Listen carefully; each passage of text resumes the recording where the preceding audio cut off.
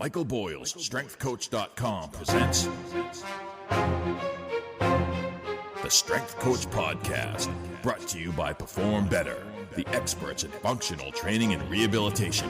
PerformBetter.com. All right, hey everybody, welcome to episode 336 of the Strength Coach Podcast, brought to you by Perform Better, the experts in functional training and rehabilitation. Check them out at PerformBetter.com.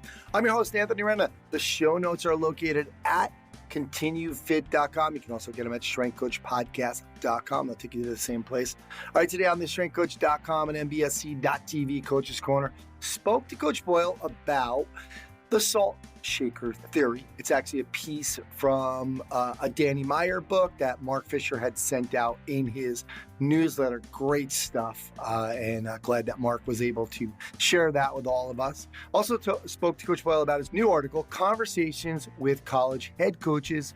Don't be a negative culture creator. All right, Nomly is the member experience platform for modern training gyms. It puts all of your communication with your members in one place, allowing you to keep track of that communication. So important for retention. Go to Nomly.com, NAAMLY.com.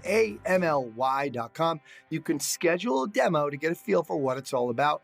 Use the referral code Strength Coach to get started on your free 30-day trial. All right, for the Nomly Hit the Gym with the Strength Coach segment, I have on Eugenia Bradshaw.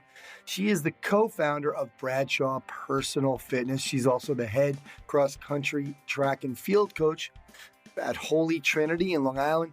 She's also the head strength and conditioning coach for the boys track and field. And she has 5 kids, who are all athletes. She's been doing this for a long time, since the 90s. And we're going to talk to her about a presentation I saw her do called A Coach's Job, how to create an environment where every athlete wins, regardless of talent. Great stuff from Eugenia coming up. I love her perspective on just like being a mom, having 5 kids, working in this field, being both a strength coach and a sport coach. So good stuff coming up from Eugenia in a little bit. All right, so I want to talk about 2 things that are helping keep me healthy. My morning drink, Athletic Greens 75 high quality vitamins, minerals, whole food source, superfoods, probiotics, and adaptogens. Guys, visit athleticgreens.com/strengthcoach and you can get a free year supply of vitamin D and 5 free travel packs today. All right, also, another thing I'm doing is I get my blood work done. Gotten it done twice, September and March. I'm due this summer again, and I get it done from Inside Tracker. It is so awesome. If you haven't listened to my podcast with the Inside Tracker people, go back a couple episodes. I forget which one it is, but it's only a few episodes ago, and it's so user-friendly. You could use it with your clients. In order to use it with your clients, you have to do it first. But anyway, I love it. If you want to try it, you get 20% off with the code Renna Pro. That's my last name, Renna Pro 20. RENNA Pro 20. All right, today on the KISS Marketing Business Secrets for Gym Owners with Vince Gabriel. Vince talks about how to sell out your summer athlete program, part 1. Good timing on Vince's part right now. KISS Marketing is a digital marketing agency that helps fitness business owners make the big bucks from their marketing without feeling stupid stressed or wasting valuable time figuring out on your own. If you've ever tried to mess with Facebook, you will know what that means. If you need some help with your marketing, head over to kissmarketing.net to book a free coaching call with Will Matheson, Vince Gabriel's secret marketing weapon. All right, today on the Getting Started with VBT or Velocity-Based Training segment, brought to you by Perch, a 3D camera-based weight room technology solution bringing VBT into the 21st century. Cameras effortlessly quantify weight room performance without detracting from it. This week, Nika speaks about developing centric metrics using velocity-based training devices. One thing a lot of people don't realize is a lot of VBT devices do not just measure velocity anymore. Perch obviously is ahead of the game in that, and there are a lot of other metrics that are available and can be measured. All right, the summits are back from Perform Better as we speak, or as I speak right now. There's one going on in Orlando, but we got two coming up this summer, July 15th to the 17th in Chicago. I will be there, as will Vince Gabriel. He'll be there as well.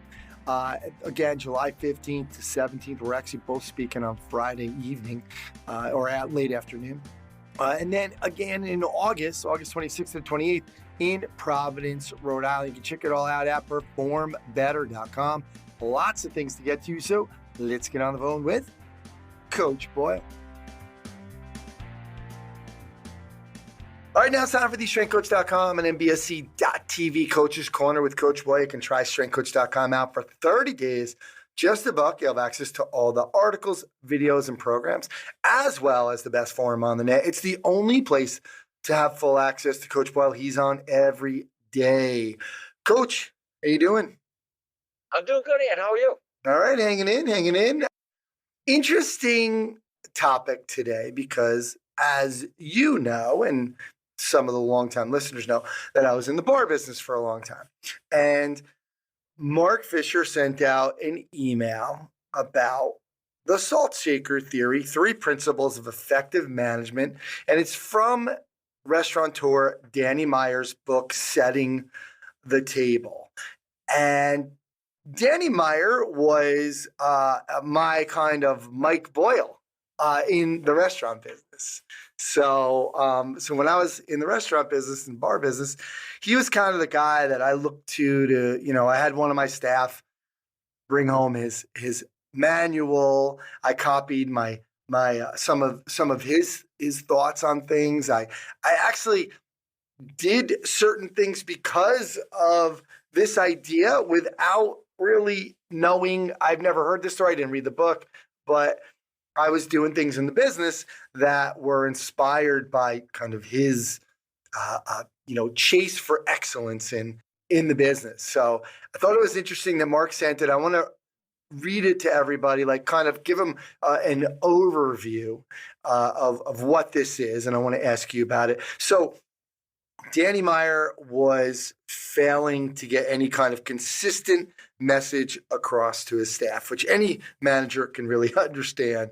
And he was meeting with a mentor and basically had him take everything off the table except for the salt shaker.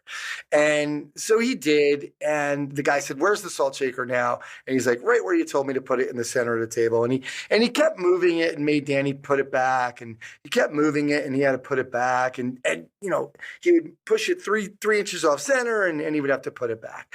And because Danny was getting annoyed at this kind of not being able to have the consistent message to his staff, this is what he went to. And this was the little, I don't know what you would want to call it, but little experiment that his mentor gave him. And basically what he was saying is, listen, your staff and your guests are always going to move this salt shaker off center. That's their job. It's the job of life.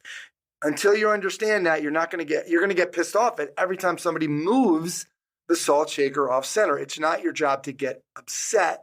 You need to understand that's what they do. Your job is to move the salt shaker back each time and let them know exactly what you stand for. Let them know what excellent looks like. So what I wanted to ask you is, your thoughts on this. I know you sent it to your staff. But this is really a management thing. What are some things that you feel like I think like a good example in the gym business is the dumbbells, like not re-racking dumbbells, right? That might be the salt shaker. Not getting upset about that. But what are some things that you feel like maybe in the past you've gotten upset that this article like kind of resonated with you? Oh, I think it's all it's putting the ladders back right. Putting them back on the brackets, not throwing them in the corner pile, not having a twisted ladder, putting the plates back in the right places, making sure that every rack has the right number of plates on it. As you said, re-racking the dumbbells, putting the dumbbells back in order, putting them back where they're supposed to be, not just where there's an empty space. There's so much of that stuff that if you're like an NBSC TV person and you watch the staff meetings, you'll see me say things like, I know I say this all the time. I know I'm saying this over and over again. And that's why it really resonated with me, because I realized that that's exactly what happens. And I think maybe I'm good at my job because I don't get upset about who did it. I don't go chasing around thinking I'm going to find the guy that left the ladder out. You know what I mean? It's like, no, I'm just going to tell everybody again. I'm going to keep telling everybody. I'm going to keep telling our senior people all of these things. I'm going to just keep reiterating what the things are that are important that we are trying to do that will make this place operate more efficiently. And I always say to people, it may seem petty, it may seem ridiculous that I get upset about how the ladder gets put away, or I get upset about how the plates get racked, or I get upset about which bar is on which platform. But this is the detail stuff. Like, we start every meeting, and I'll always, not every, but almost every meeting, I'll have a list of what I'll call ATD items, attention to detail items. These are things that we're not doing well. These are things that we've got to pay more attention to, because it is that little stuff that really does matter. Yeah, and I think one thing that you're not pointing out about yourself is, I know one thing that I learned from Danny Meyer at the time was, he has these secret shoppers come in, and so he has a whole list of what's on that secret shopper. Like what the secret shopper is required. So he'll hire Mike Boyle to go into his restaurant, and Mike, you have to, your thing is you're going to get a free meal if you fill out this form. Like, how was the lighting in front? Did the hostess greet you? Was there any garbage? Was any staff talking together? Right. So and on and on and on. But so what I learned from that was, I would find things to do in the bar. Like, I would see on a crowded bar, I saw the busboys hanging together, and then I would go over to like a corner where I always knew where there were glasses, and I would grab like 3 or 4 glasses, and I would start to bring them. Like, I'm the manager, I'm the man, and these busboys would see me and freak out and come and grab them from me, and like, so I think what makes you good at what you do as well is you're hands-on. And I know some people might be like, you got to let your staff do that stuff. But when they see Mike Boyle taking the garbage out, when they see Mike Boyle re-racking the plates, there is an element of, shit, I was supposed to, that was my rack. That was my client who put the dumbbells over there. I think that's a huge part, is that you're very hands-on. Oh, I think so too. And I'm deliberately hands-on. I do that stuff intentionally. I pick up trash out front and bring it in and put it in. And I do take trash out, and I do re-rack the weights, and I'll fix the bikes. I'll do, if things aren't working, if there's anything that I can fix, I fix it. I mean, today I'm cutting the boards that we use for ring rows that have the little kind of circles cut out of them. I brought a hole saw in, and I was cutting a bunch of them because we need more for the summer to get set up for the summer. I've been doing a lot of the summer setup work myself. And because I do want the staff to see that, because I know for me, I worked for these Italian guys years ago. Who's on first? You've been there. And both multi-millionaires. They're actually, it's like 47 brand hats and clothing. That's them. They were Twins Enterprises. They're the biggest souvenir wholesaler in Major League Baseball. I think they actually wholesale to everybody in Major League Baseball. But at that time, they were twin Italian brothers. One, I think, they might even both have since passed away, but one definitely did, Henry and Arthur D'Angelo. And I can remember that we had a problem. We had a little altercation in the bar, and they broke the railing off. And I remember the next day, one of the brothers was there with a welder with a welding mask on, welding this wrought iron railing back on as we were getting ready to open up the bar. And I'm thinking to myself, these guys are millionaires. And I talk to my wife about that all the time. It's the millionaire next door thing, right? I want my staff to look at me and think, Mike doesn't think he's too good. Mike never says to somebody, like, I never say, go pick that up. Never. You will never hear that come out of my mouth. I might say, can you help me move that? Can you help me pick that stuff up? But I will never send an employee to do something that I am physically capable of doing myself. Because I think that's the worst kind of example. That's the example of, basically, like, I hate to say it, that example is, you're a real asshole. And you're trying to assert your dominance here over me by telling me to do something that you could just as easily do as I could. And if I go and do that either for you or with you, as you suddenly like, oh, no, wait, let me get that. It's amazing how many times, like, oh, let me get that. Let me help you with that. And I think that's exactly the response I was looking for. Because the person suddenly looked at it and thought, I'm not being probably as responsible as I should have been in this particular situation. And now I'm looking, and my boss is over there doing what I should have already done. And those are the types of lessons that you want people to learn, not the lesson of arrogance of, oh, Mike, it's even the same thing I always try to say whenever I introduce anybody, like with Kevin Carr. Kevin and I work together. I will never say Kevin Carr works for me, right? I mean, because to me that's insulting. Well, we work together. We're involved in businesses together. I'm not, but it's amazing how, and I can judge people relatively quickly that way. Whenever somebody will introduce you, oh, this is so and so, they work for me, and I'm almost like my freaking radar goes off like asshole. You know what I mean? I just can't really. I just can't stand it because I look at it and think, if you introduce me to that person and I know that you're the owner of the business, I can safely assume on my own that that person works for you. You didn't need to state that for me. The only reason you did it was because you wanted to, and you wanted me to know that you're the boss. And I feel like if you want people to know that you're the boss, you're the boss.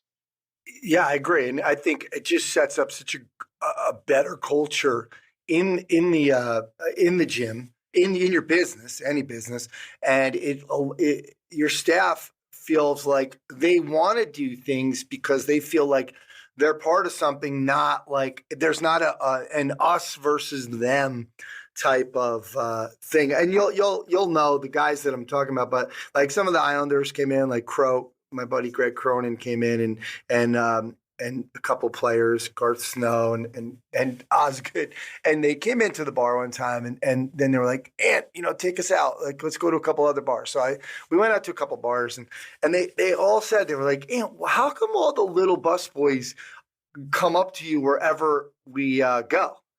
And I said, look, they like me. They call me Cunhado, which is really brother-in-law, but just a weird nickname they gave me. But they knew that I treated them like human beings and that I did the work with them, and they saw that and they respected that. And that's something that you can never really take away from what you're doing, is people can never say like, well, Mike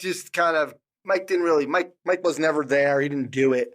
Or he really didn't know. And it just creates this culture of allows the staff to kind of really enjoy being there and feel like they're part of a team. Without a doubt. That's why it's funny, because I struggle with not being there as much. I struggle with not working as much. I always say to people, don't watch me. I always say, watch Kevin. Watch Dan, watch Steve. Because those are guys, they're the guys that are grinding right now. Don't watch me. I come in at 8 and leave at 10 some days. And I try to make them understand that I'm no longer, I guess, a role model of what I would like them to be, because I'm at a different stage of my life. But I still want them to know that, I'm never, like I said, when we're trying to move the dumbbell racks, trying to move the equipment, I am there and I'm working with them. And I'm never, as I said, I'm never ordering people around. To me, there's nothing worse from a management standpoint than seeing somebody who doesn't understand the power they have. And I remember reading a leadership book one time, and they said, and I can't remember the name of the book, but they said the lowest form of leadership is leadership by appointment. And they gave the example of the person with the crew chief at McDonald's on their uniform. They said, somebody told that person they were in charge. And we struggled with that greatly. That's one of the reasons that we're not a very stratified environment. We don't have a lot of titles. Whenever we tried to make somebody kind of the boss, the head coach, whatever it was, it always failed. It always went wrong. And it ended up where people didn't like that person, and that person was not good at wielding their authority. And it became really negative.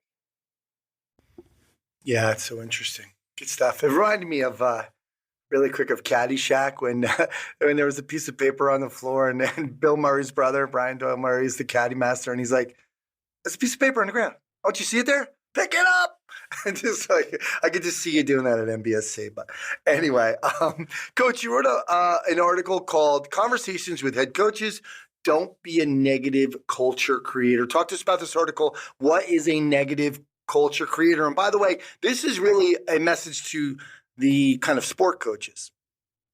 Yeah, it was a message to the sport coaches, because just to kind of give some context, I just had 3 conversations over the past month with 3 different college head coaches, and they all seem to have the same kind of gist to it. Like, hey, what should we do for the summer? Is feed the cats? How many sprints should we run? That kind of stuff. And every conversation I had the same conversation. Like, hey, slow down. It's not about feed the cats or Tony Holler, or do we do more aerobic work, or do we do one leg squats, or it's about making sure that the kids do the work, making sure that they understand what's important to you.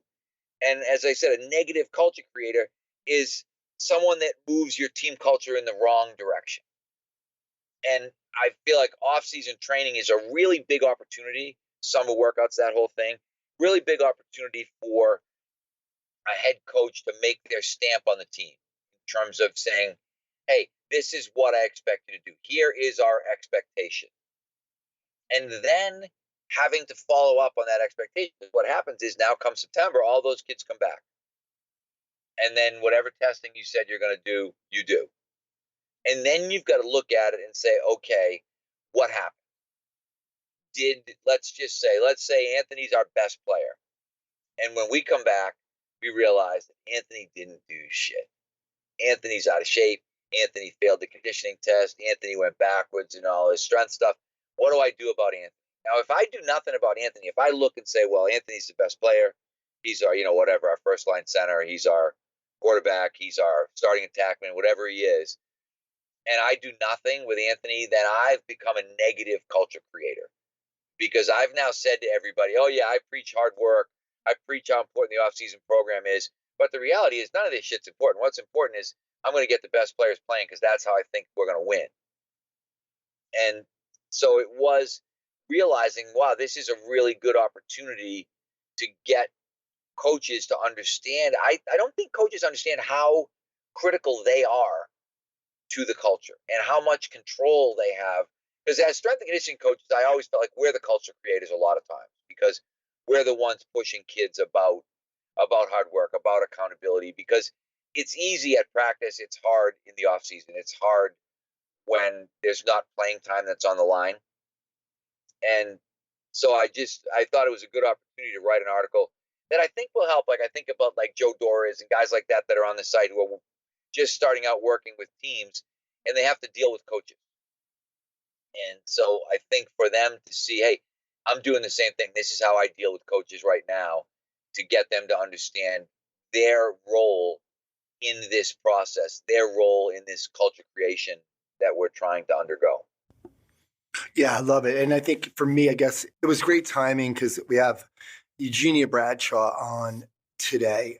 And Eugenia is a longtime site member who is actually, been in this business for a long time. And she actually coaches as well. So she's a strength and conditioning coach at the school, but she's also the head cross-country track and field coach.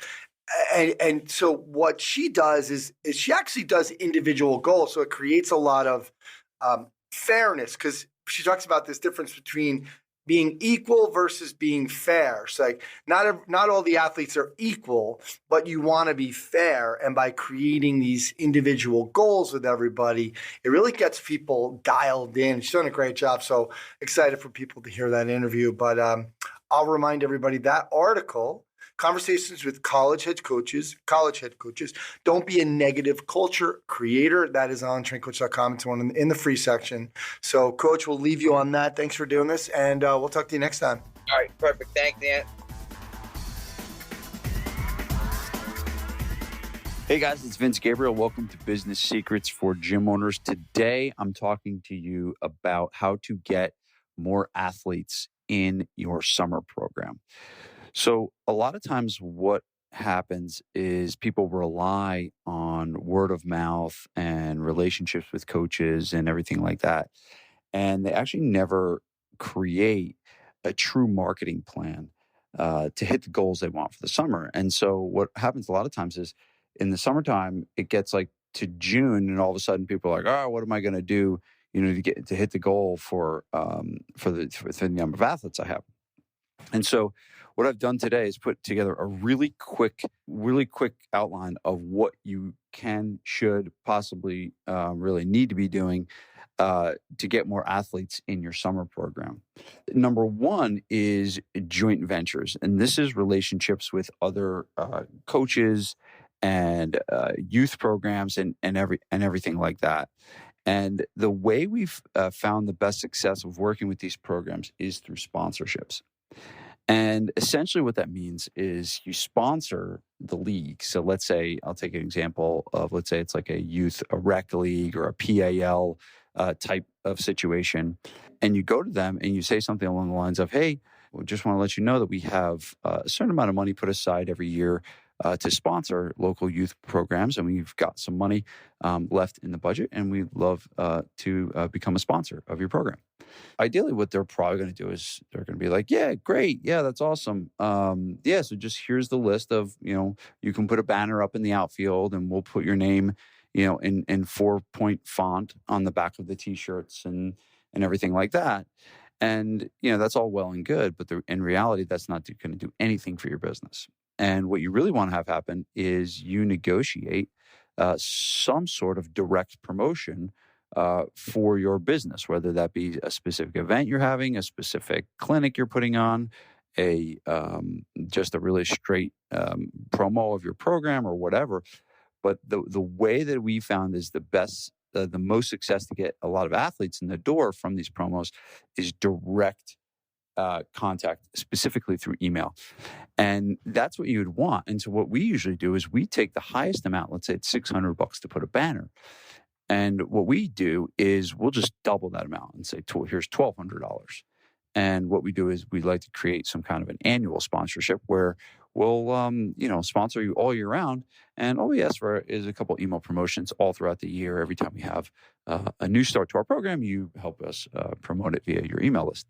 And a lot of times they will be like, yeah, that's great, because one, they're getting double the amount of money, right? The menswear store that gave them $600 that they got to fiddle with the banner and get the printing set up and say you say, nah, I'm good, I don't need any of that stuff, you don't have to bother with that. All they need is a couple emails sent over the course of the year to help promote the program. And that is going to be the game changer. Now, the way the email is structured to send is a whole different lesson. Don't have the time to go into this today. But in reality, you want to create partnerships with these people. But when you create partnerships, they have to work for your business. Branding and big business branding will not work for your business. And you're essentially will be flushing your money down the toilet. So if you want to actually get a return on your investment from these kinds of sponsorships, then one, you got to show up with the checkbook, which is fine because it's not going to cost you that much money. But then you got to ask them for specific ways that they can help you promote your business. The second one, and I'm running out of time very quickly here. I went a little longer on that one than I thought.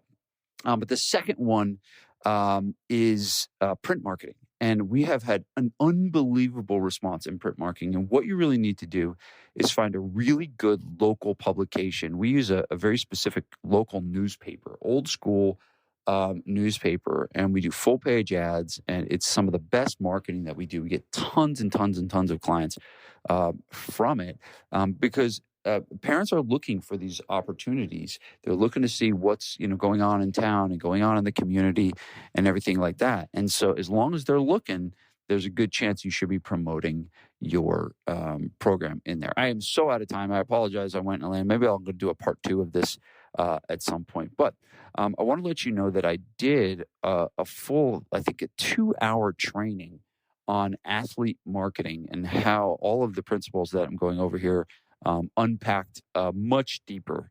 So if you would like to get access to that presentation, you can get it by going to club.vincegabriel.com. And all you need to do is sign up for a trial of my Marketing Master Insiders Club. And it's basically $1 to sign up for a trial. It's a 60-day trial. You get a boatload of stuff with it to help you grow your business. But you'll also get access to that specific athlete marketing 2-hour masterclass that I did in there. So just go to club.vincegabriel.com sign up for the $1 trial and you can get access to that where I unpack these strategies in much, much more detail. So hopefully this was helpful, and I will see you next time. Peace.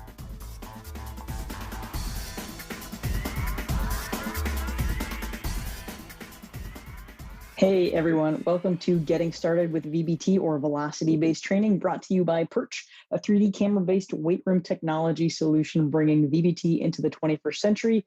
My name is Nico Willett, and I'm the head of marketing and education for Perch. And in this series on the Strength Coach podcast, if you're not familiar, we cover all things related to velocity-based training. This week, we're going to cover developing eccentric metrics using velocity-based training devices. As you know, VBT can sometimes be a little bit of a misnomer. Velocity-based training devices don't just measure velocity anymore. There's a number of other metrics that we're measuring. So we'll get started here. We'll dive right in. As you know, eccentric loading in training increases muscle hypertrophy, strength, and power. The eccentric portion of a lift slows down the lengthening of the muscle for a greater challenge, and this can help lead to faster muscle repair, injury prevention, and ultimately greater muscle growth. And above all, eccentric training can help increase overall strength, right? So studies have shown eccentric training can increase strength to a larger degree than concentric training because there's a greater effect and efficiency in gaining strength while training eccentric, obviously, than concentric. And I can cite some of those sources for you here too. One of the biggest arguments against using velocity-based training in a weight room is that form can ultimately kind of be a little bit compromised if an athlete is just trying to hit max concentric measures, right? So you can go down really fast, try to slam into that bottom position for that stretch reflex. The really neat thing about a lot of VBT devices these days is that they have metrics associated with the eccentric portion of the movement as well. So Perch, for instance, can set eccentric goals for specific time intervals and ensure athletes are adhering to, let's say, a full 6-second eccentric. A rep will show up red if they miss that goal. So they get that visual feedback as to whether or not they're actually in that specific time zone that you've already set for them. So they know if they're actually hitting that eccentric portion of the movement that you're looking for them to hit. And you can do that for eccentric specific training. You can do that even when you're focusing on that concentric portion of the movement and have that understanding of what that eccentric portion looks like as well. But ultimately, by capturing concentric and eccentric measures, setting goals and gamifying them, we've seen greater compliance and adherence to programs across all age groups. And it's difficult to monitor every athlete in a weight room, as you know, as they train either concentrically or eccentrically or both. Having something that can measure all of those metrics on every single rep, record it and store it, and deliver that data to you is super critical in that fast-paced weight room floor and in that environment. And what's most interesting lately has been seeing the eccentric mean velocity as compared to the concentric mean velocity. And what I mean by that is devices such as Perch can measure both of those. And so you can actually see the comparison there. You can understand if athletes are controlling that movement, if they're slamming into the bottom portion, looking for the extra stretch reflex as they move into the concentric portion of the movement. You can do really precise tempo work and really fully get a big picture of what the time under tension looks like to a greater degree by using the data for those insights. All this to say is that VBT, or velocity-based training, doesn't just have to be about velocity. There's myriad other metrics and data points that can be helpful for coaches to teach athletes movements, ensure compliance, and help them get stronger faster. And that is all for today. Thank you guys for listening. And if you have any more questions about velocity-based training or even eccentric-based training, or want more information and special deals, head to perch.fit/strength coach. That is perch.fit/strength coach. Looking forward to hearing from you. Thank you so much. Bye-bye.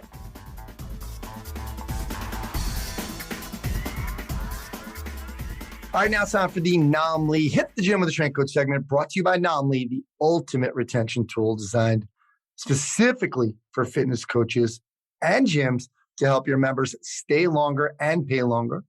Go to nomly.com. You can schedule a demo. You get a really good feel for what you can do with this incredible tool. Use the referral code Strength Coach to get started on your free 30-day trial. All right, today we have on Eugenia Bradshaw, and she is the co-founder of Bradshaw Personal Fitness. She's also the head cross-country and track and field coach at Holy Trinity High School, as well as the head strength and conditioning coach for boys track and field. Eugenia, thanks for coming on. Oh, you're welcome. Thank you for having me. And, it's so interesting. If anybody doesn't recognize the name, Eugenia is Jenna Bradshaw's mom. And we had Jenna on a couple of months ago with Erica Suter. And I love your perspective because, first of all, you've been training since we talked about the socks again? I can't. The leg warmers. Leg warmer time since 1990. You've been training. You've coached both strength and conditioning and a sport, which is a really unique perspective because usually it's us versus them. You have 5 kids yourself, all playing multiple sports. So you've not only been exposed to them, but all their friends, and you've been exposed to so many coaches. So I think your perspective is really unique here. And I watched your lecture yesterday that you sent me, which is so good. And you talked about how you think it's important to keep in mind what and who inspired us to coach. Talk to us about why you feel this is important and tell us about Coach Ed. Okay. Well, I'll just talk about the 2 things off the top that inspired me to coach. Number 1, my kids. And like you said, I have 5 kids and they've played multiple sports since growing up from, middle school, high school, onto college. I have one more still in college who plays football and one who's going on to the next level. He's got an XFL tryout in a couple of weeks. So we're excited about that. But during their time growing up, we were involved in their athletic career, but not too involved because we didn't want to get too involved with the coaches. And since they had so many coaches, sometimes there were good experiences and sometimes they were not great experiences. And that's just life. It happens. What we would do when they came home and they would complain, we said, well, you love the sport, keep going and do what you got to do. But you knew as a parent, you felt that hurts because when your kids have pain, you have pain, but you can't get too involved, in my opinion. So they would move forward, learn how to handle it. And at times I would think, I never want a kid to feel like that. And I was coaching at the time while they were growing up. And I thought, I never want to make an athlete feel like that. I want to treat other athletes like they were my own kids because by nature, I'm just very empathetic and a mom and I can actually feel their pain. So that was one thing. The other thing was this incredible man that I met, who was my daughter's first coach in high school. His name was Ed Kilkelly.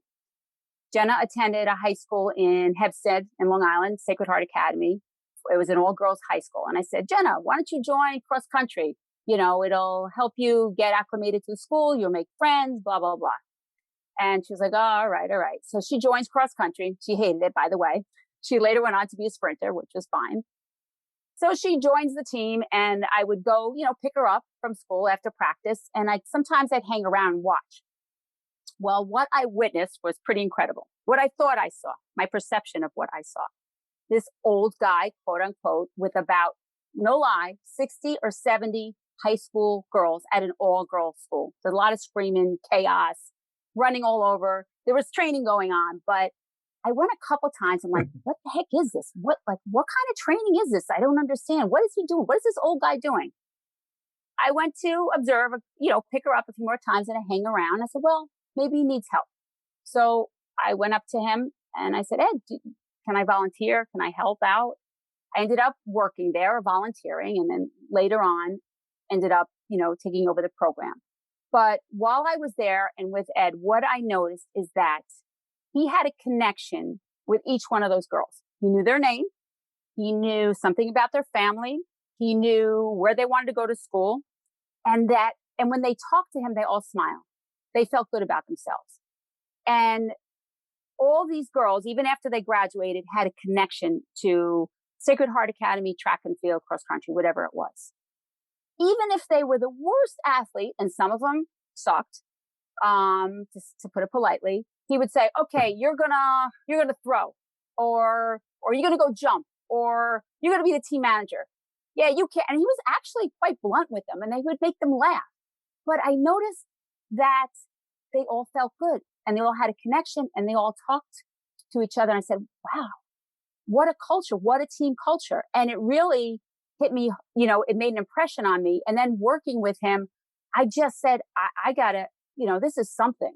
And he became a very good friend of mine, supported me throughout my coaching career. Unfortunately, he passed away, a couple of years ago. And when he passed away, I didn't even realize he's my mentor. He was my mentor and I didn't even know it. when something happened in track, when a girl performed well, the first person I want to call was Ed. You could sit around. No, my family doesn't want to hear about track meets anymore. They're tired of it. So I could call him and, talk about the relay or talk about this one or talk about that one. And I said, I want to recreate that. That's something I feel really strongly. I feel is really important for high school kids or for whomever I coach. So that was one of my whys, besides my passion for the sport itself. Yeah. Yeah. It's funny. My first hockey coach, his name was Bruce Reggie, and he was my coach when I was 9, 10, and 12. And I don't know if it was just my personality, but the way he wasn't one of those guys who was screaming at you and making you feel bad. He was completely encouraging. So he helped me get through those early years of, I absolutely loved the sport. And I would just play it out in my street every day too, just because I absolutely loved it.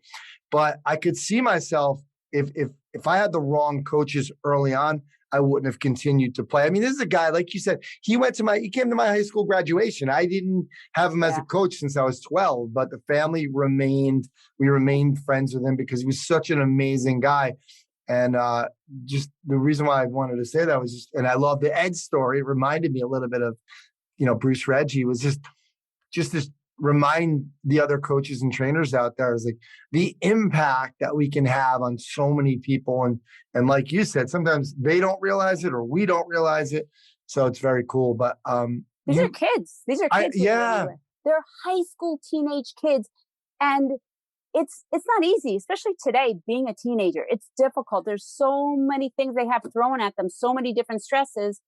And I believe us as coaches have to understand the power, the impact that we can have on them in so many different aspects, not just the sport, the sport aspect, but in their life. We can really help change their path. I truly, truly believe that. And I've seen it over and over again. Yeah. Yeah. Cool. I will later. You wrote an article called 5 Lessons Learned During a Lifetime of Coaching Teenagers. Mm-hmm. And point 1 was learn how to deal with teenagers. We're going to get to that in a little while because I definitely want to get to that and get your perspective on that because, you've seen it with your kids and then over the years with these kids. And then the pandemic really threw a monkey wrench into everything. So we're going to get to that. But you said in the lecture that, there's a problem that we all face as coaches. Talk to us about that and how it relates to strength and conditioning coaches, because in general, you were talking really about sport coaches. When we talk about skill level, we're mostly talking about sport coaches. But what's the problem we all face as coaches, and how does it carry over to strength and conditioning? So the problem that we all face is that as coaches and strength and conditioning coaches, we are given a group of athletes. And these athletes are on a spectrum of athletic talent or training age, psychologically all different. And we're supposed to create a winning environment. So regardless of what the sport or whether it's strength and conditioning, you might be, strength and conditioning for whatever team it is, or you're a coach for a specific team, we all face this problem. We're supposed to create a winning team with these athletes on a spectrum of athleticism and a spectrum of experience. And what do we do? What do we do with that? And that's the problem, and how we move forward with it. And it can have a big impact on them and on the whole team. So that's, I think, one problem that we all face. As a strength and conditioning coach, though, how does that, a lot of times in the gym, we're really just worried, okay, it doesn't really matter who is better than the other guy. It does in the long run, but in general, we have these kids in front of us. We got to make them stronger, more powerful, more flexible, whatever, a better condition. So have you seen that carry over, because you have both roles at Trinity. So how does that carry over this problem that we're talking about? Well, even in a weight room. Now I have some studs. I coach right now the boys, but I have one girl that works with me because she's so talented. She needs to be with the boys. And you get them in the weight room, and a lot of time, not always, but I see they're just more athletic, so their movement patterns are better, and it's easier to train them in the weight room. And then you get some kids who can't put one foot in front of the other, can't even do a split squat or a body weight squat. What am I supposed to do? Just ignore them or load them? And then they walk out of the weight room feeling, oh, I suck, I'm weak, I'm this, I'm that. Or should I let them get hurt? No, we can't do that. So it does carry over into the weight room also. We need to have patience. We need to understand that they all deserve to be treated equally, regardless of what level they are. And it's our job as coaches to have patience and to learn different ways to teach each one of these different types of athletes. That's on us. I believe that's on us because these are developing teenagers at different stages, psychologically, physically. And this is our job because we're not working with one kid. It's not one-on-one. It's a team. So it's a problem. It definitely is a problem. Yeah, and I can't imagine from a whole team in the weight room, only because I remember I had these 4 hockey players, and they really did have complete different ability. And it was, you want to make sure that the strongest kid, the best kid, because he was the best kid, the strongest kid actually was the best kid. And you want to make sure that the kid who's not as good and who's weak doesn't disrupt Right. the top kid because they're in the same program, but you don't want that the weaker kid, the kid that's not as good or maybe not taking it as serious as him. So it can be a tough balance. So. For example, a kid who can't do a pull-up like a boy, and then over the time you give him his regressions, you give him a band or whatever, and then he can finally do a pull-up or a push-up. Do you know how good he feels about himself? That's incredible. Instead of all the other kids saying, "Oh, dude, you suck. You can't even do a pull-up. Or look at that push-up." Most of the push-ups aren't very good anyway, but I'm just saying he feels so good about himself. Or when he can load that split squat, or I put something under his heels and he could do a goblet squat. Because believe me, I'm not putting bars on any of their backs. Yeah. So it definitely makes a difference. Yeah, absolutely. Well, you outlined a 3-step solution in the lecture based on culture, goal setting, and fair treatment. So let's talk about culture first and maybe how the pandemic might have given you a little wake-up call into, dialing that in a little bit better. Yes. Okay. So before the pandemic, I felt like we had structure. We had leadership. We had communication. We had my team captains. We were pretty good.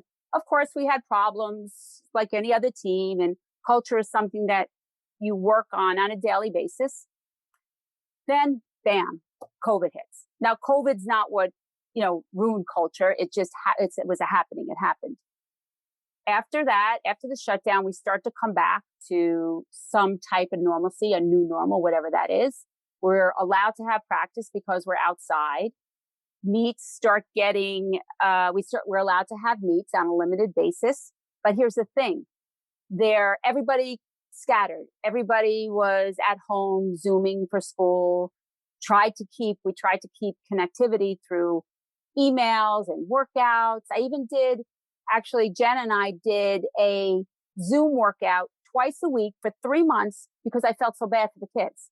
And we let anybody, come in just to keep them going, just to keep some kind of continuity and connection. Yeah. Moving on, we had our meets and everything, but here's the thing. Kids could come to the meets, but they didn't have to come to practice.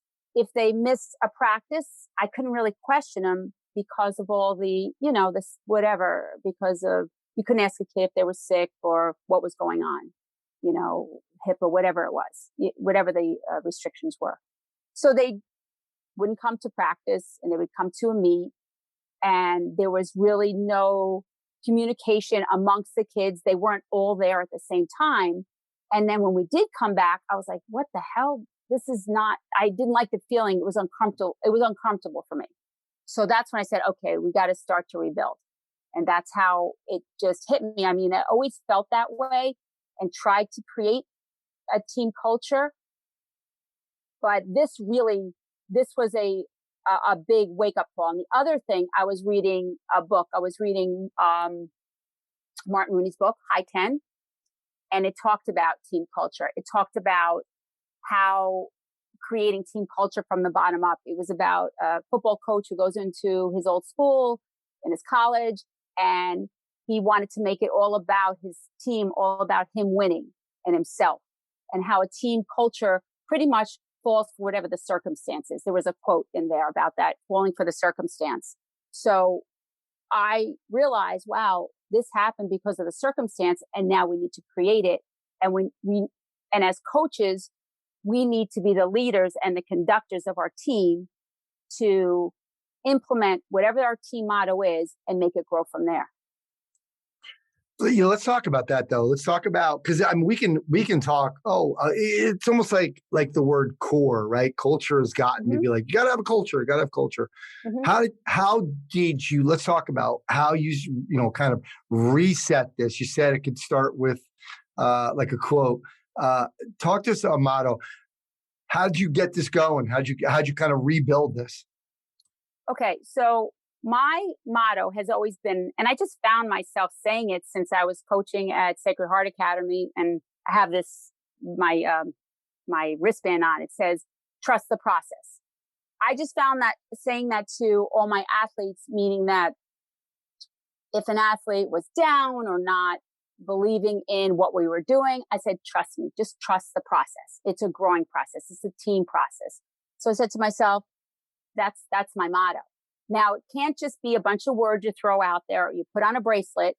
It's got to be something that you actually believe in. And us as coaches, we are not the culture.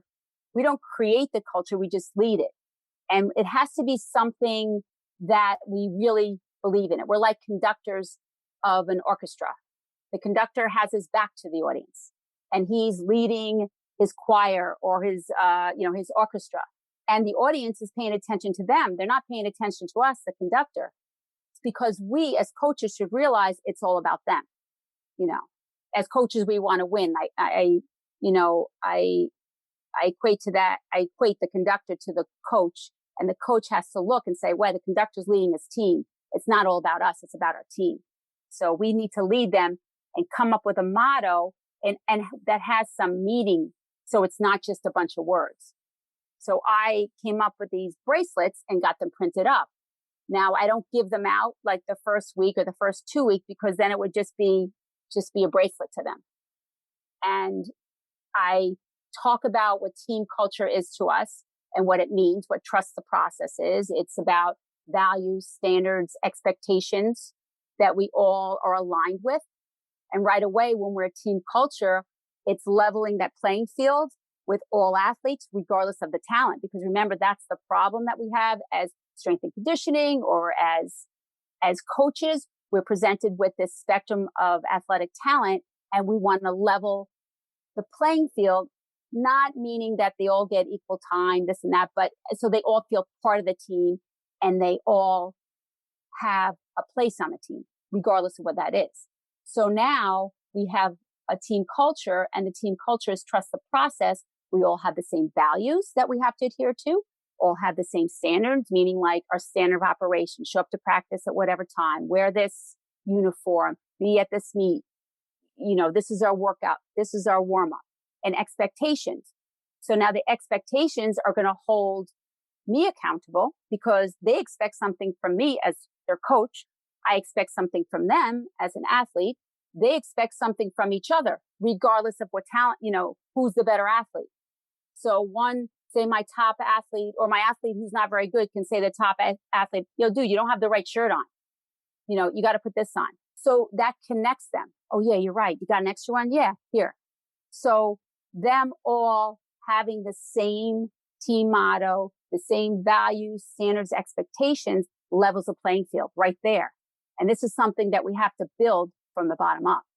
So it's a great way to level that playing field. Yeah, I love what you did as well. It's like, look, you're not getting this on day one, because it's almost like the precision nutrition idea. Like, hey, let's just give them in 50 for 50. I talked to them about the first week, the challenge. Everybody, we have a new habit every week. And it's so tempting to want to be like, oh, drink more water, more protein, and blah, blah, blah, and throw everything at them. But the first week for me is just follow the schedule that I gave you. Like, let's just relax. follow the schedule. Let's get acclimated into this.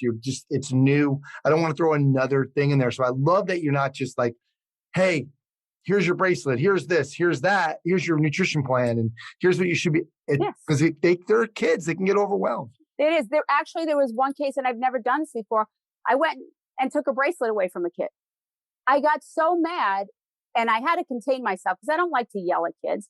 But there was some lacrosse training going on across on the other field, and I said, "Where's so and so?" He goes, "Oh, he's over there." I go, "What do you mean he's over there?" He goes, "He's at lacrosse training." I said, "Excuse me?" He goes, "Oh yeah, he said he wanted to do track." I said, "And he even have the decency to come tell the coach?" "Oh no." So I went over there. I said, "Come here for a second." And I said, "Are you playing lacrosse?" He's like, yeah, I didn't want to do track." I said, "You couldn't tell me, the coach, that," and I had, I was definitely more assertive than I normally was. I said, you didn't have the decency or the respect to tell me that you didn't want to play." I said, "Can I have that bracelet back, please?" And he took it off. I said, "This is a life lesson." I said, "Here's the thing. If you choose, you came to track practice for a couple of weeks and you say, 'This is really not for me, coach.' That's okay. You just come up to me and you tell me." And that goes for any club or anything you're involved in. If it's not for you, just have the respect enough for the teacher, for the coach to go and tell them. That's okay if you don't want to do it. And then I walked away. Yeah. An important lesson there is there does need to be some accountability and some consequences, Absolutely. right? They have to be there, because then nobody's going to trust that process. They're like, well, this whole thing is kind of a joke. Like you said, it can't just be, you can't pick up another quote and just make it a quote. There has to be accountability. There has to be consequences. So. And the other kids knew. They're like, "Oh, the coach took so-and-so's bracelet away." I'm like, yeah, because it means a lot to me as a coach, and to you. It's disrespectful to you guys. It means something. It's not just words. So that was also a good lesson for them.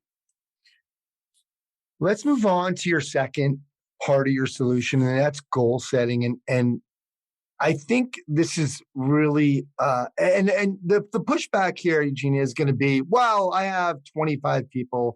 How do I do goal setting with everybody? But talk to us about why this is important, how this levels the playing field, and how you do it with a big team.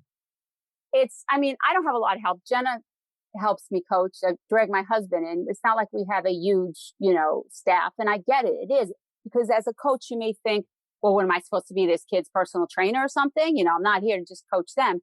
And I get it, but it's very simple. This is what I do. Again, I don't do it in the very beginning. I talk about it and I get them thinking about them. Very simply, I hand them an index card.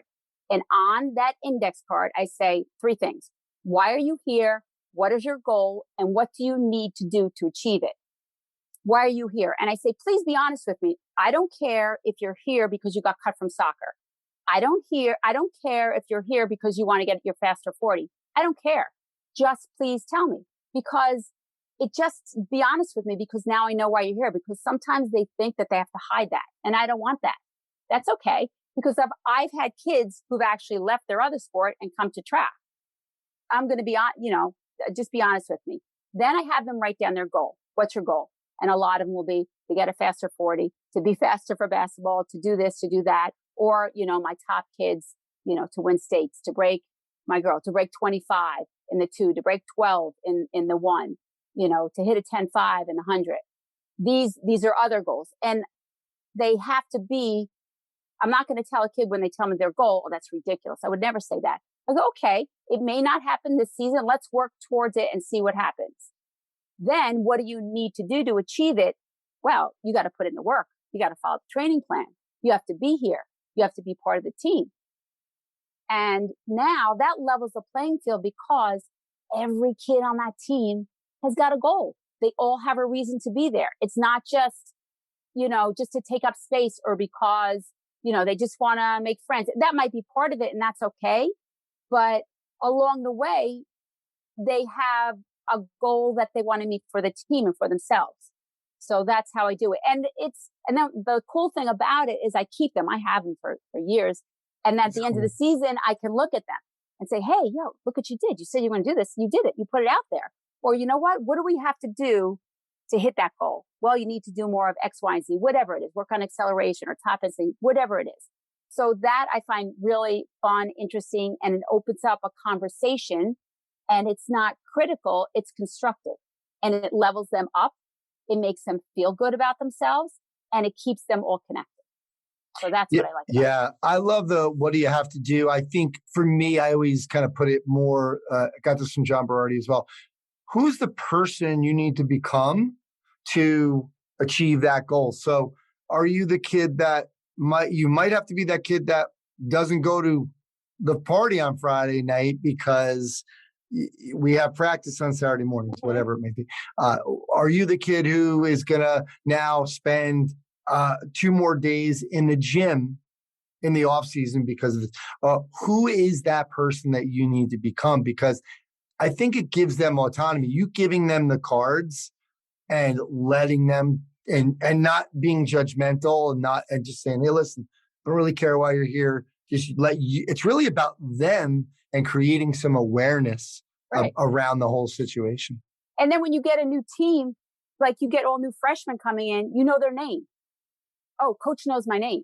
Oh, coach had me write something down.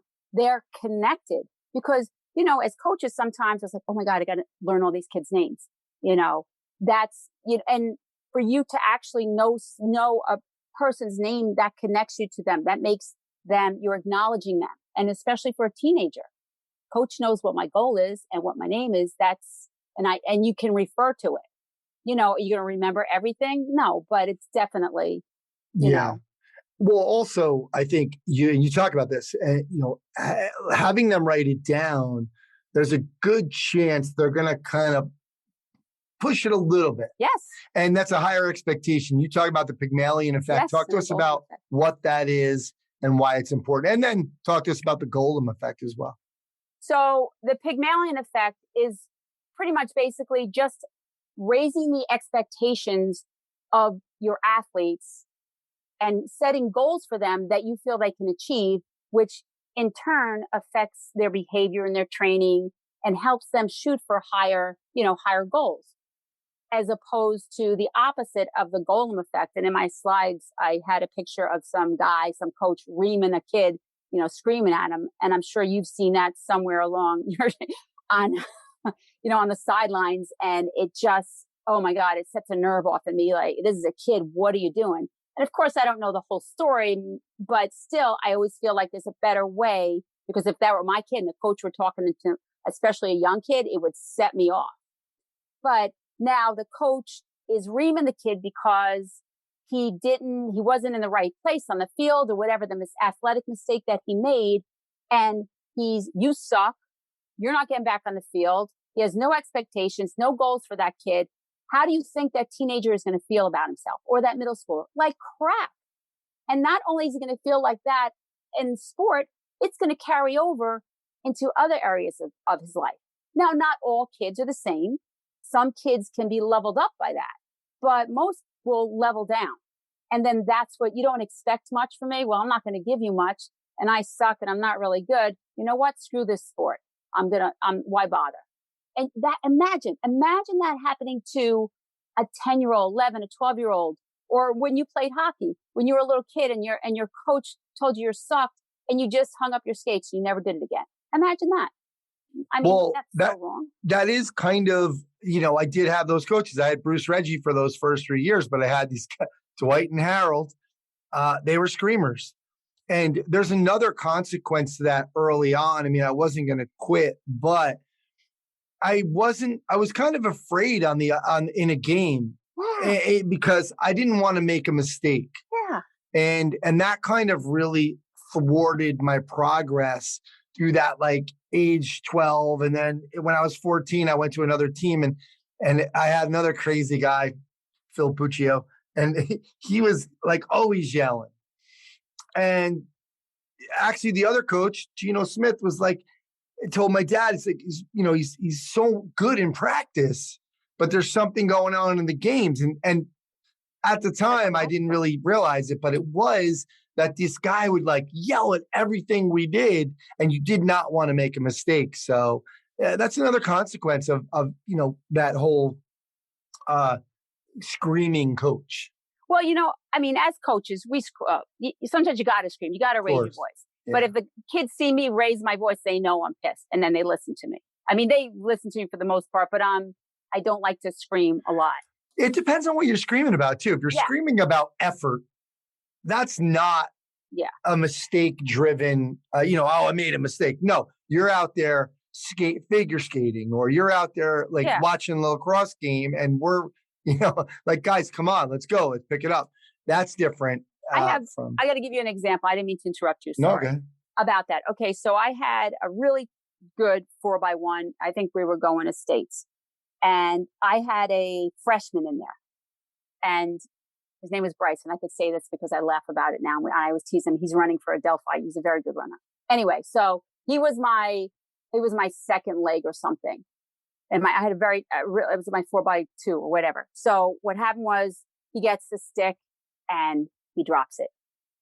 So we get DQ'd, and we were at the state meet, and he was beside himself, upset. But I mean, I knew the kid was a freshman. I knew, but he was that talented, and he's who I wanted in there. So I let him calm down, and I go down and I go, come here. I go, what's the matter? I said, oh, blah, blah, blah. I go, don't worry about it.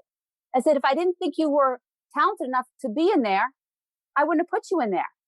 The funniest thing is that his mom called me and said, oh my God, Bryce dropped the stick, and everybody at school is going to make fun of him. I said, it's track and field. No one even knows. Don't worry about it. So after that, I mean, it gave him confidence, and we talked about it. And one of my seniors who was really talented, I said, I kicked him. I go, get over here. You go talk to him now. He goes, Coach, I'll talk to him when he's ready to listen. I'm like, okay.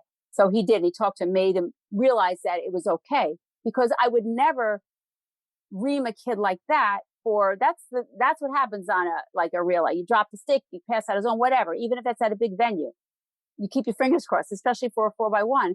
But if I reamed that kid and screamed him, when he got back on the track in a relay, what do you think he's going to do? He's going to freak out. And you have this physiological response to tighten up and not do your best because you can't. And I think it's really important as coaches, we understand that and realize that, that there's a psychological aspect that is huge. Absolutely. Huge. Like you said, they're kids. They're kids. Definitely. Your third point was really interesting to me, and that's really understanding the difference. Like, it's treating them fairly. So, but understanding the difference between being fair versus equal. Can you go over this? Yes. There was a quote by Tony Dungy. It said, I need to treat everyone fairly, but fair doesn't always mean equal. And what that means is this. Sometimes kids don't understand the difference between fair and equal. Equal would be me giving every kid a chance on my A relay. You all get a chance just because you're all equal. No. Equal is based on their talent. Fair is giving them a chance to prove that they can make a spot on that relay. So how do I do that? Do I put them in a big meet on my A relay? No, I don't do that. What I do is say we'll do time trials. We'll do low-level meets, athletic stats. Keep track. I have like an Excel sheet, keep track of their times, where they are and everything. So they have a chance. So right away I say, they don't think in their head, no, there's no way I'm getting that relay.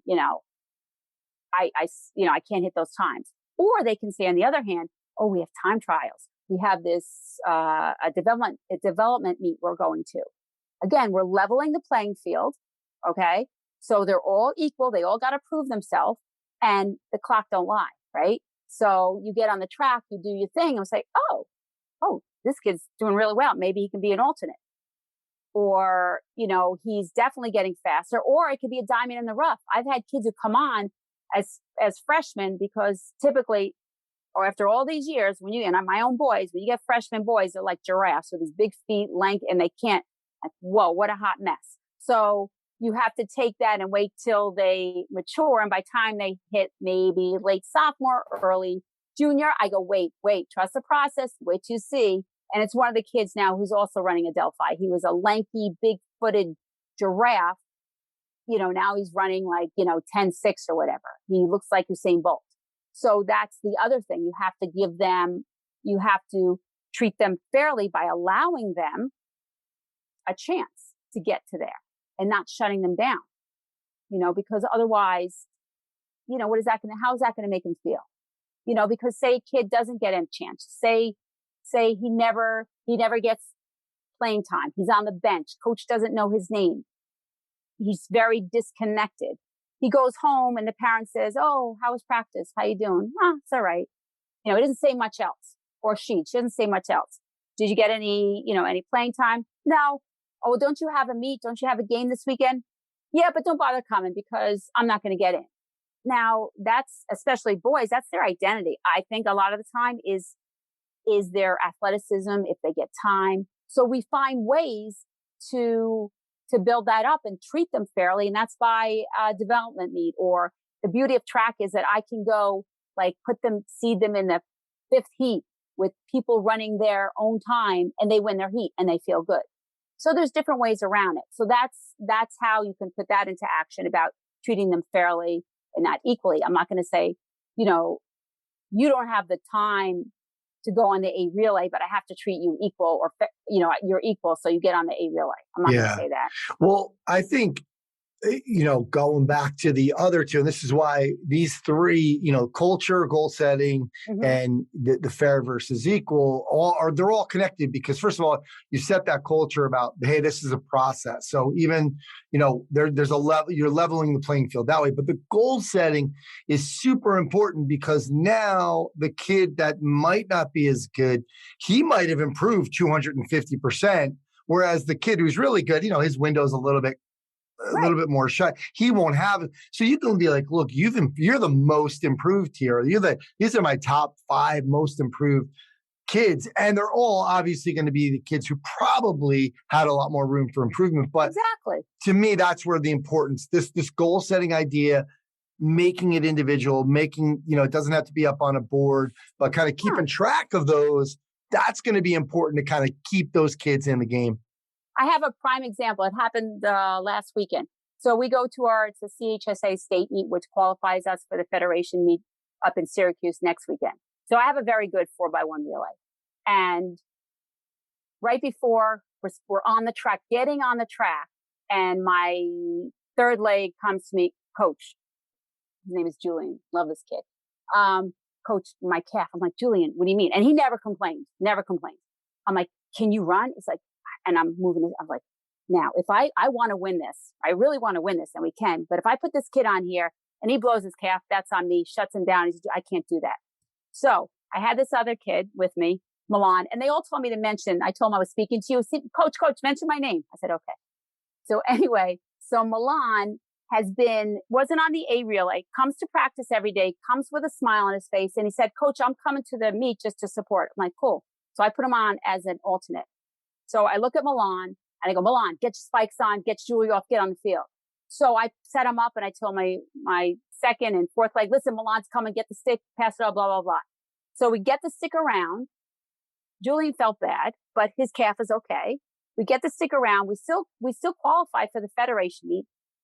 Milan says to me, we get a medal. He gets a medal, which he would have got. He goes, Coach, I never thought this would happen. He said, this was a great day. I said, Milan, always remember this. Something that you put time in and you work for, you never know what's going to happen. So now the kid is coming to the Federation up to Syracuse as an alternate. That if I ignored this kid, didn't train him, but he bought into our culture and the team worked. Now look what happens. Does that always happen? No, but I mean, it's a really good thing and it makes a difference, gives that kid confidence. And he says, Coach, you're going to get me right in winter because he's a football player. You're going to get help me with my form? Absolutely. Absolutely, Milan. Come out for winter. So, I mean, look what can happen. And like I said, it's not about me. It's about them. This young athlete who's a junior, who's got another year, made a big impact on him, a difference. And then the other athletes on my A relay was like, whoa, Milan got us to help get us to, Federation. Yeah. Got to stick around, did his job. How beautiful is that? Yeah, it's pretty cool. So I thought that was really cool. Love it. Yeah. Well, let's finish up with, You wrote an article on Simply Faster, 5 lessons learned during a lifetime of coaching teenagers. And again, having the 5 kids, number one, that's number one. Number two, all their friends. I know if it was anything like my house, it was a revolving door of kids. Being that you're Italian, I know that that's the way it was. But learning how to deal is the first point you made in this thing. And that's why I wanted to go over it, was like learning how to deal with teenagers, because I think even if you've been coaching for a little bit, things changed. These kids, like they're coming in, they're a little bit different now. The pandemic, being at home, every day, it seems like they spend a little bit more time on the phone or gaming or something. So talk to us, talk to coaches about what they should really be thinking about when it comes to dealing with teenagers. First of all, I think it's really important, and I'm pretty in tune with teenagers because I've had so many of them. Like you said, my house has been a revolving door. A lot of our kids' friends train with us. A lot of the kids I coach know my kids. So there's a lot of, seeing what their culture is like nowadays and being aware of it. As a coach, I think it's really important to get to know your athletes on some level, what their norm is and how they act. Because when they're off, you can tell, and then you can question them on it, because it's about a psychological, health and mental health too. Because I've had some experience with that when athletes were in trouble and mentally, and you can get them help when you understand what their norm is and when they're not acting correctly. So that's one thing. The other thing is getting to know them, learning kind of to understand.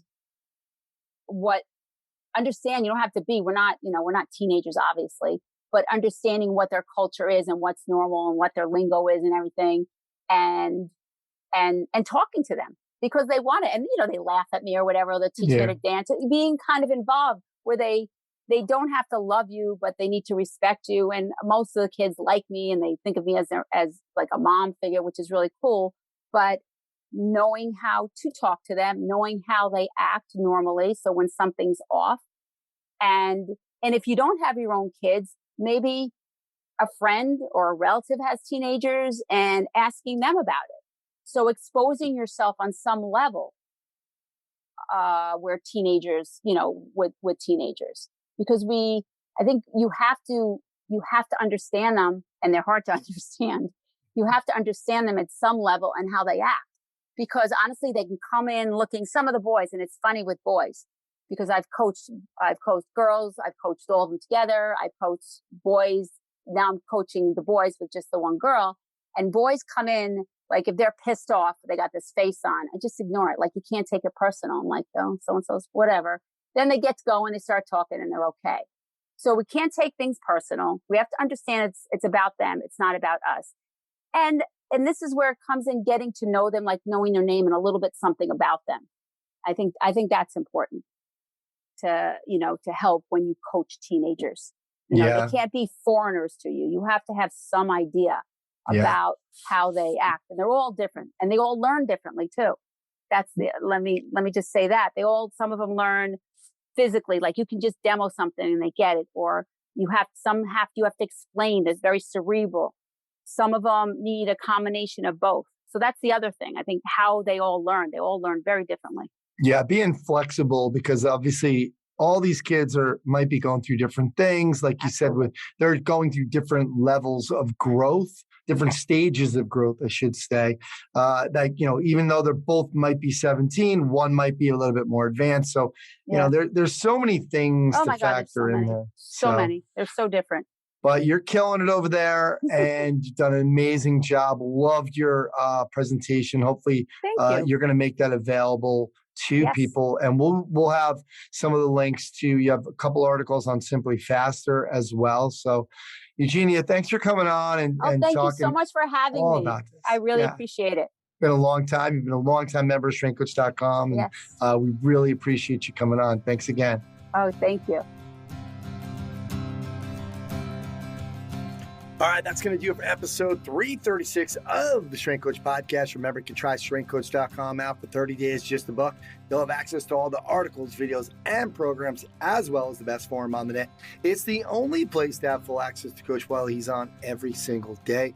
To access that offer, go to strengthcoach.com. All right, special thanks to Chris Parr and the folks over at Perform Better. Remember, the summits are back. Next one, July 15th to the 17th in Chicago. I will be there. August 26th to 28th in Providence, Rhode Island. Check them all out at performbetter.com. Thanks to Coach Boyle and Eugenia Bradshaw for sharing their insights and philosophies into the world of strength, conditioning, and performance enhancement and coaching. Thanks to Nomly, helping build relationships through personalized communication so your members stay longer and pay longer. Go to nomly.com, use the referral code StrengthCoach to get started on your free 30-day trial. Thanks to Vince Gabriel and KISS Marketing. If you need some help with your marketing, head over to kissmarketing.net to book a free coaching call with Will, the tech nerd Matheson. That is Vince Gabriel's secret marketing weapon. He'll take a look at your marketing plan and give you some real-time profit-boosting advice. Go to kissmarketing.net to book a free coaching call. Thanks to Nico Willett and Perch. Perch is a 3D camera-based weight room technology solution bringing VBT into the 21st century. Head over to perch.fit/strengthcoach to find out more about it. There's some great videos there showing the cameras and how to use it. Really good stuff. Thanks to Athletic Greens. Visit athleticgreens.com/strengthcoach and get your free year supply of vitamin D and 5 free travel packs today. Also, a reminder about Inside Tracker. Get 20% off with the code RENNAPRO20, RENNA Pro20. My name's Anthony Renna. Check out the show notes at continuefit.com. That's going to do it for this episode. Thanks for listening, and I'll speak to you next time.